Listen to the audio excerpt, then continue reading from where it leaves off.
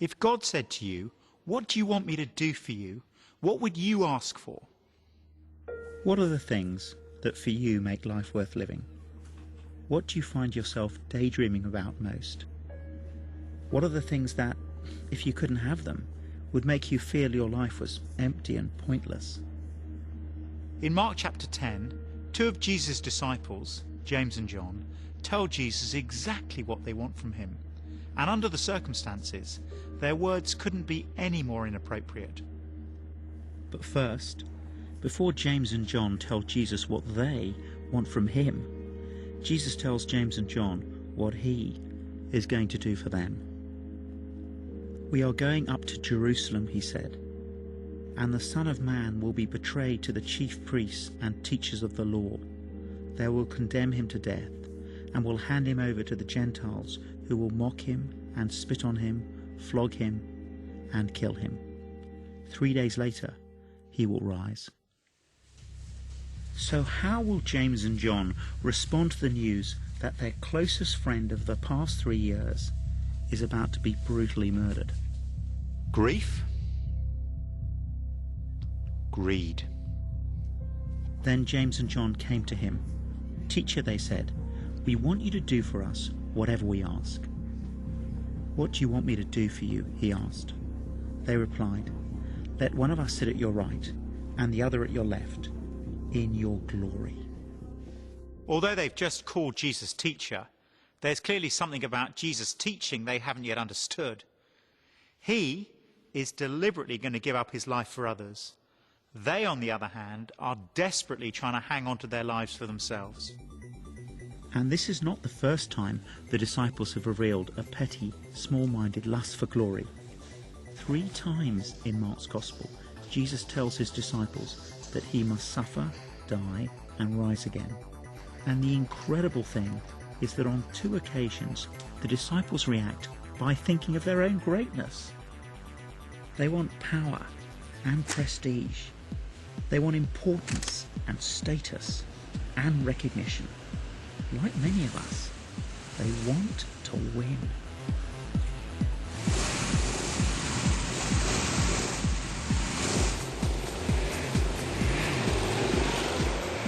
But Jesus wants something different for them, something infinitely better.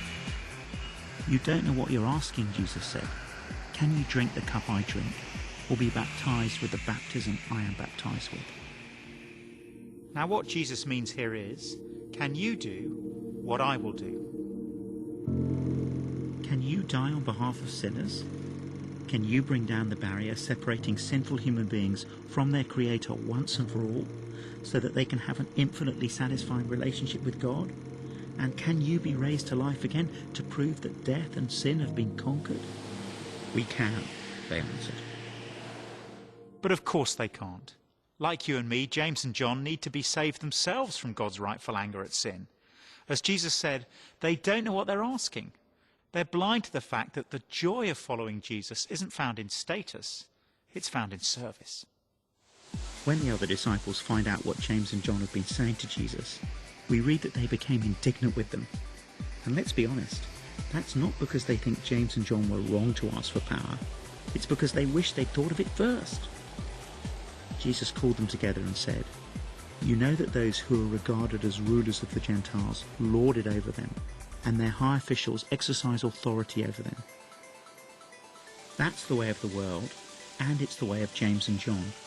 We try to grasp for power so that we can lord it over other people. But now listen to the way Jesus turns things upside down. Not so with you.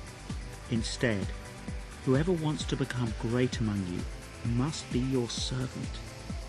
And whoever wants to be first must be slave of all." Jesus says, if you're really my disciples, everything's got to change. If you really want to be first in the kingdom of God, if you really want to win, get ready to serve. But why would anyone want to trade in status for service? How can we possibly loosen our grip on the things that we want so badly? The reason James and John and the other disciples are grasping after these things is because they don't understand that Jesus is already offering them something infinitely more valuable. himself. Even the Son of Man did not come to be served, but to serve, and to give his life as a ransom for many. You see, if Jesus had simply given them what they wanted, it never would have satisfied them anyway. No amount of power or money or achievement or family or friendship or sex or spirituality is ever enough in itself. We just want more. And there's a reason for that.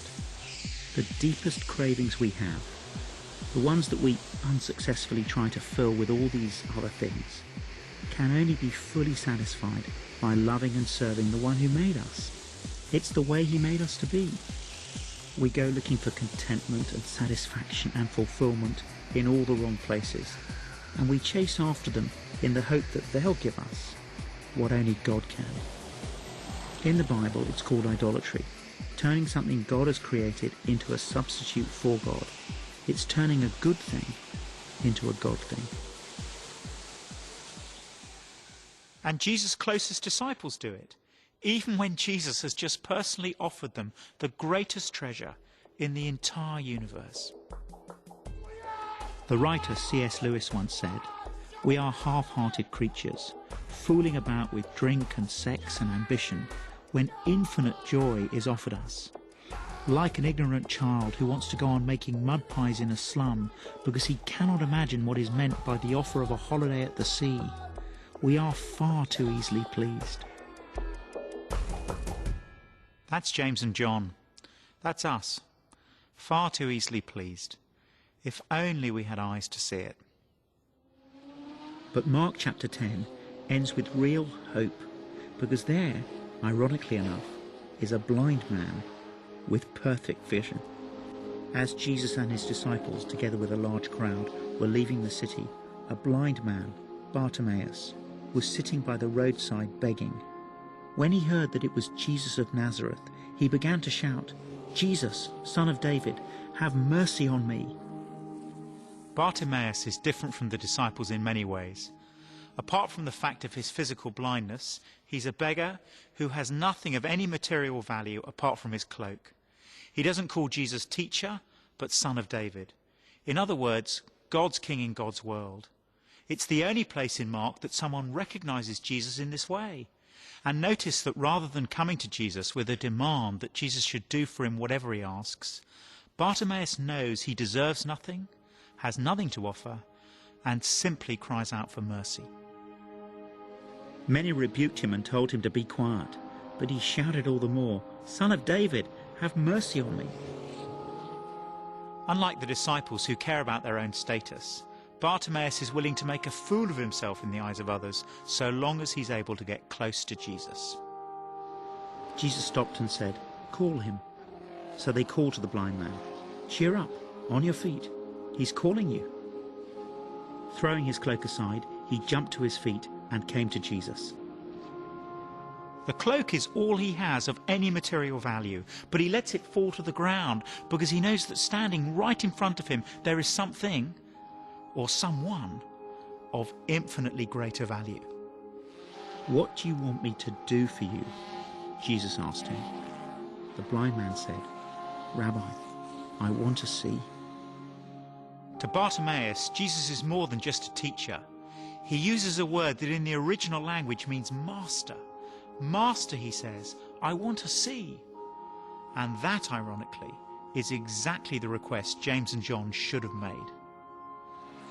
"Go," said Jesus, "your faith has healed you." Immediately he received his sight and followed Jesus along the road. James and John and Bartimaeus are asked exactly the same question by Jesus. What do you want me to do for you? And isn't it striking that while the disciples are rebuked by Jesus for their request, Bartimaeus is healed, a word which literally means saved. Why does Jesus respond differently? Because while the disciples demand that Jesus do whatever they ask of him, Bartimaeus knows he's in no position to make demands. He knows he needs mercy. Although James and John are blind to it, blind Bartimaeus knows that the greatest treasure in the entire universe is standing right in front of him. He knows it can't be grabbed with a grasping fist. All he can do is open up his hand, beg for mercy, and begin to follow Jesus. So how should we respond to Jesus? What do you want him to do for you?